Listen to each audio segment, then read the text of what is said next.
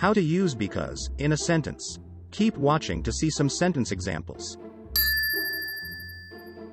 I finished my sandwich in minutes. This is a simple sentence which is also known as a main clause.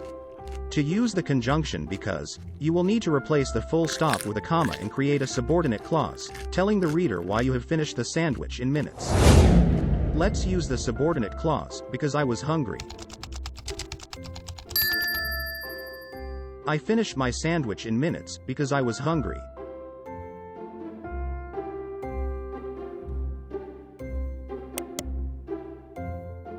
Follow and like for more videos like this.